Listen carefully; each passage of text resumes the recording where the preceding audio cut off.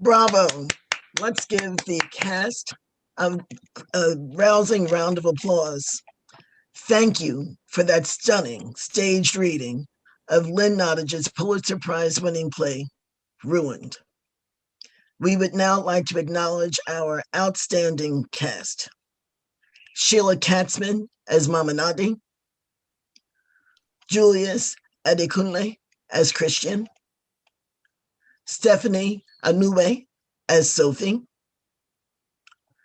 Emma Yorte as Salima, Sheleah Harris as Josephine, Shawn Gandhi as Colonel Jerome Kisembe, Henry Davis as Commander Osembenga, Michael Abourizik as Mr. Harari, Darrell Thompson Jr. as Fortune, Soldier, Miner, Malik Abdul-Khaaliq as Simon, Rebel Soldier, Miner, and Aid Worker, Tricia Callender as our narrator, Madeline Cuillerier as our French announcer, Jessica Pearson and Monique Coulier as technical directors, Danita Devance as our assistant director, and the inimitable Marsha Wilson Brown, Esquire, as our director. Please, let's give our amazing cast and crew another hand of applause. And I see such positive remarks in the chat, and it is a remarkable story. And we have to remember that although this play takes place in the Democratic Republic of the Congo, it is indeed a story of the brutality and sexual abuse that accompanies conflict wherever it appears. We're going to have a talk back with the cast, but before we do, we are so honored and privileged to have with us today the Honorable Pramila Patten, who serves as the General Representative on Sexual Violence and Conflict globally. And she's going to bring remarks, but right before her remarks, I just want to remind you that this reading was produced to commemorate the 20th anniversary of the UN Security Council Resolution 1325 on Women, Peace, and Security.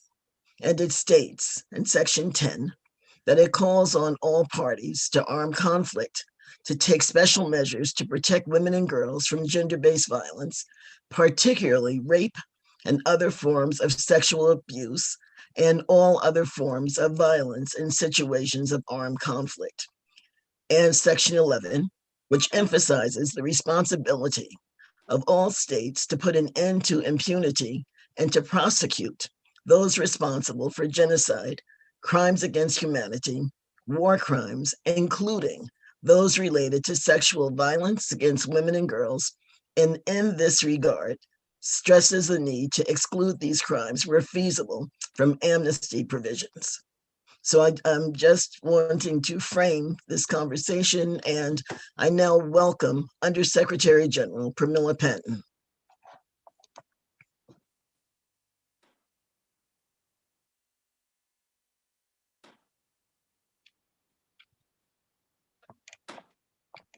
Good afternoon. I thank the organizers for inviting me to this event and for, more importantly, shining the spotlight on conflict-related, do I need to start my videos? Do you see Please. Me? Yeah, we can see you now. Right. Okay.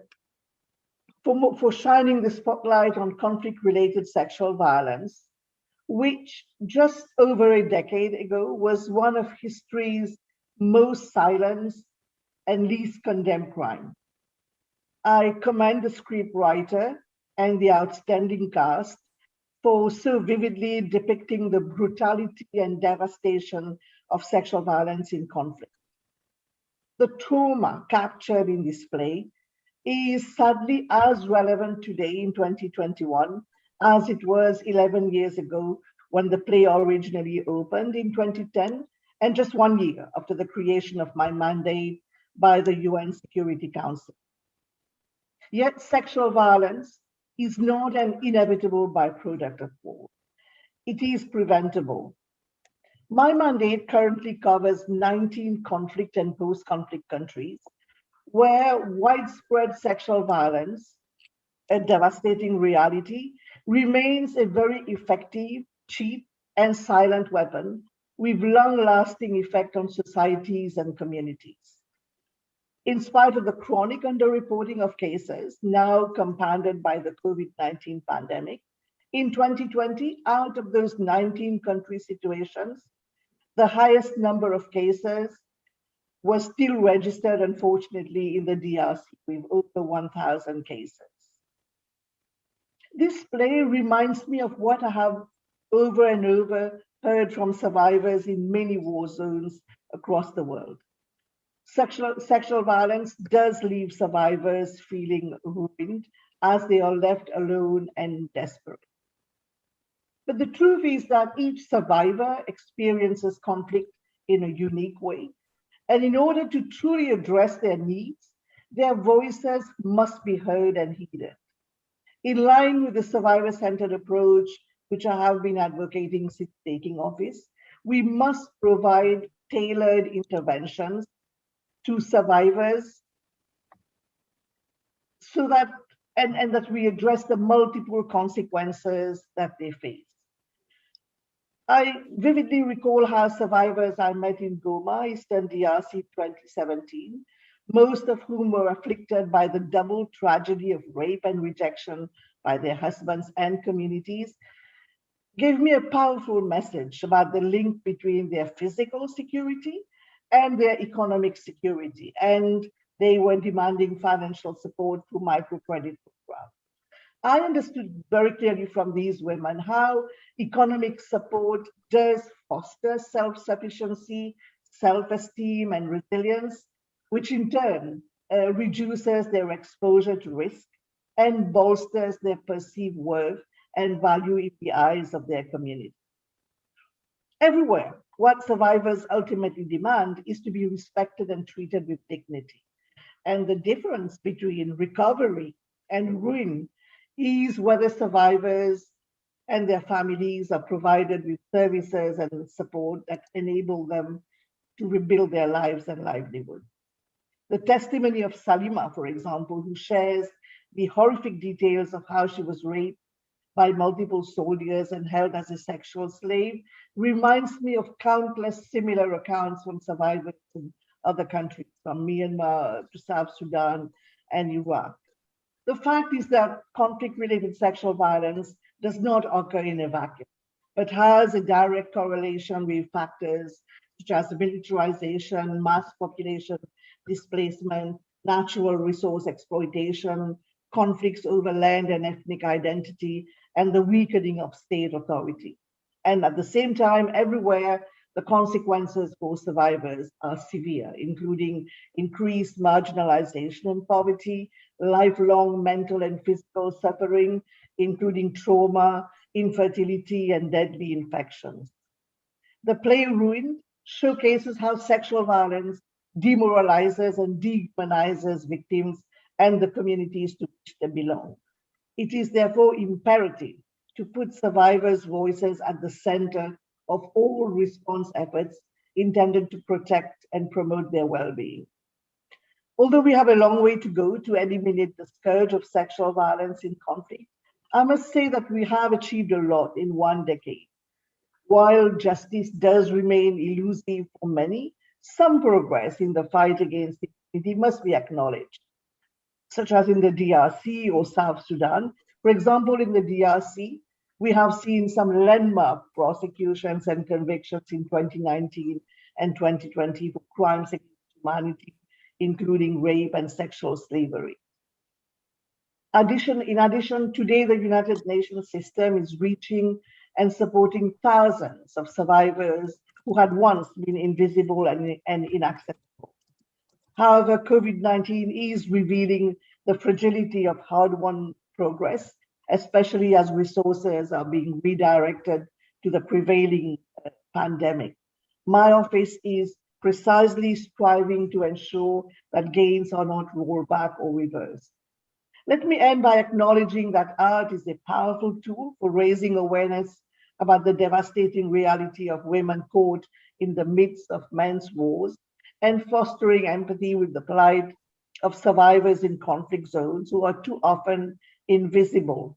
Art has the power to deepen understanding of the emotional truths of war as experienced by the women and girls whose bodies have for too long been part of the battlefield.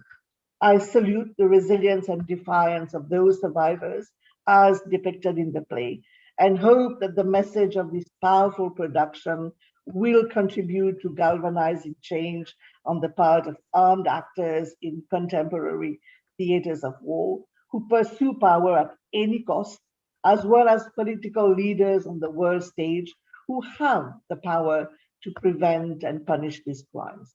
Thank you. Thank you so much, Undersecretary General Patten, for those powerful words that I think really encapsulates the spirit of today's presentation. So I think that we can all agree that Ruined is an extraordinary piece of art with major themes of women as a commodity, the strength and resilience of women, the brutality of war, the lasting impact of trauma, as well as the struggle to survive. Playwright Lynn Nottage also masterfully wove in other themes that are perhaps less obvious, little nuggets of powerful concepts that I hope some of which will be discussed during this talkback. I'm asking you to please put your questions in the chat, and we will ask the casting crew to respond. And I'm going to start the conversation with an obvious question about the title of the play, which is strong and complex. When thinking of Ruined, what does it mean within the context of this play? What does it mean to the individual women, to the men, to their community, and to their country's future? And anyone who would like to respond, please do so. Yeah, hi, Pam, thank you for opening up this line of inquiry. It's so important. I think, Ruin refers to what is happening to the humanity of people, both from a political, psychological, emotional, and physical perspective. Because in this play, we see all of the aspects of these impacts on the characters, on the people who are here, that this war has caused them to infect all of them to be ruined. So it's not just a physical manifestation of what's happening to women in their bodies, but it's also what has happened to the people themselves, their humanity. Look at the men, and how they are ruined by their violence, by their tempers, by the volatility that just lies beneath, their very being. And the complexity of the characters as well, and what they've experienced, what it's had led them to do, to become. Mama is probably the biggest manifestation of that, because she's a businesswoman, she's trading in the bodies of these women. At the same time, she has this compassion for them as well. It's a very complex piece of work that Mrs. Nottage has put together. It's stunning. Really in the expanse of the work of the struggle of people to try to survive under these kinds of circumstances. And I suppose that's the last thing that I would say, is that this play does demonstrate that there is a will to survive. There's a will to survive, and there's also a will to love.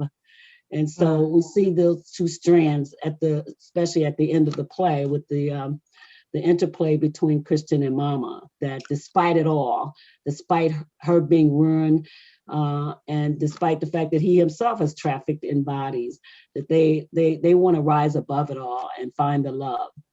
And that love that will heal the land.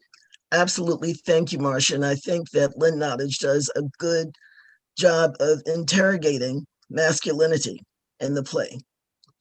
What is masculinity, and who are the men who are truly masculine, and what does that mean to sexual conflict? Sexual abuse and conflict. Tricia, Callender. Hi, thank you for the opportunity. What I noticed for me, because I've read this several times, right? And obviously as a narrator, I've read it almost ad nauseum.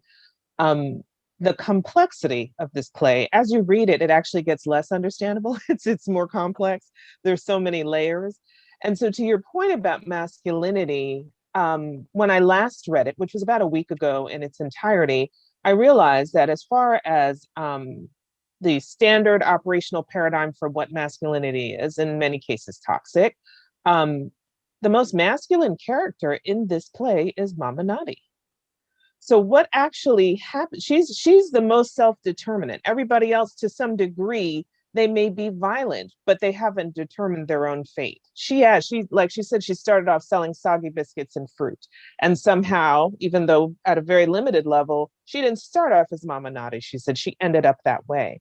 And so what it does is interrogates your own ideas for A, what is masculinity? B, is it a masculine thing, really? Or does everybody have it? Why are we defining it in this way? And then what is ruined? Who's the most ruined in this play? And I would argue that it's Kisembe. Kisembenga, excuse me. I really didn't get Mama did what she had to do. Everybody else was a victim and tried to make the best of it. But in his case, he didn't even realize that he was being victimized. So I'm taking a very circuitous way to say that this play upsets the apple cart in terms of our social norms. And I think it's a really good jumping off point for us to consider what we think masculinities are, who we think the victims are, when we create policy and try to improve the situation in the world. Thank you. Thank you, Trish. That was a powerful observation. There's Vanessa from New York City has a question. Has any of the cast members experienced an aha moment where they want themselves to promote or advocate for change in one way or another? And do any of the cast members want to address that? Shelia, Mama Nadi, I'm sorry. Yeah, the change in our world today, in this unprecedented time, is happening. It's unfurling. It's taking place with all the work that we do, like myself, whether through CDAW, through the anti-racist movement, through my teachings, etc. But I want to look at ruined too, and then change comes into what I'm going to say. I'm looking at ruined in another way. Right? Shelia, excuse me, we have 3 minutes, okay. So I'm going to ask you. Okay, so I want to say change is maybe we could ask everyone here today, what are they willing to commit to?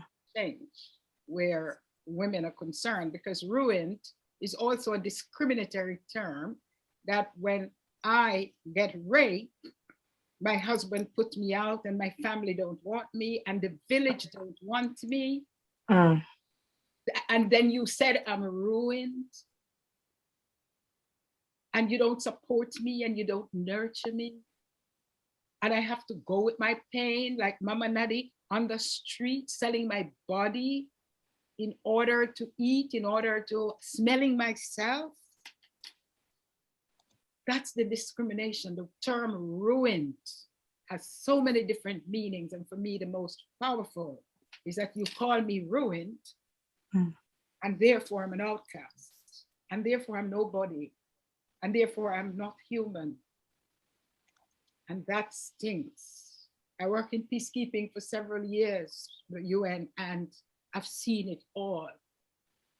And it's still happening. And quickly, Pam, I'll just say that I look at the Taliban and the Al-Qaeda, whatever their names are, and when I look at what's happening on the continent of Africa and in India, we're always raping women. We're always raping the underdog. We've never heard of the Taliban and these people raping. They're killing. They're murdering. Thank you, Shelia. Thank you, Shelia. You know, I always enjoyed learning from you, and I appreciate your remarks and your participation. Thank you all for joining us today for this remarkable staged reading. Again, I'd like to thank Marsha Brown, Danita DeVance, and the rest of the cast for an extraordinary presentation. And it will be available on the YouTube channel for the next 5 days, Saturday, Sunday, Monday, Tuesday, and Wednesday until the 24th. Please tell your friends, and we appreciate your time. Thank you very much, and goodbye. Hail up Marsha and Anita and That's right. everybody, Good. Salima and all of you.